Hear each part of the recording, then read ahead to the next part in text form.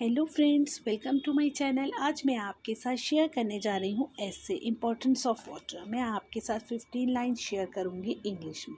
Video शुरू करने से पहले मैं आपसे रिक्वेस्ट करूँगी, अगर अभी तक आपने मेरे चैनल को सब्सक्राइब नहीं किया तो प्लीज़ मेरे चैनल को सब्सक्राइब कर दीजिए। तो शुरू करते हैं हम अपनी वीडियो। फर्स्ट लाइन हम लिखेंगे, water is one of the essential resources on entire earth.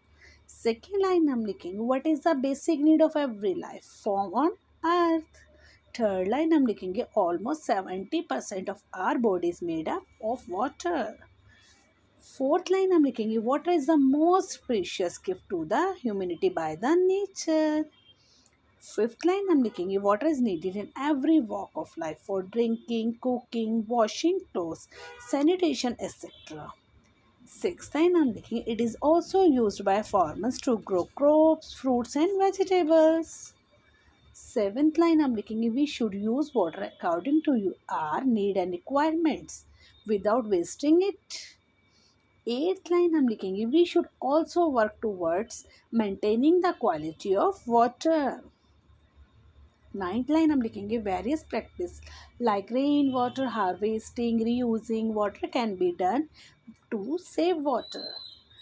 10 line हम लिखेंगे, water is necessary not only for our survival but also for a healthy and happy life.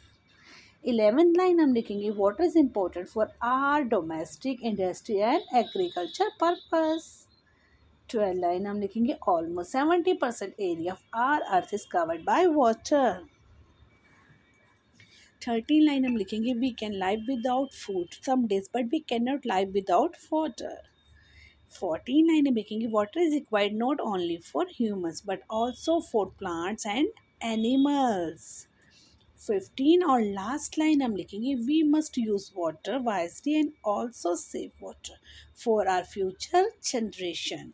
अगर आपको मेरी वीडियो थोड़ी सी भी helpful लगे तो प्लीज़ मेरी वीडियो को लाइक करें, चैनल को सब्सक्राइब करें, बेल आइकन के बटन को दबाना बिल्कुल ना भूलें ताकि आने वाली वीडियो की नोटिफिकेशन आपको मिलती रहे। Thanks for watching my video.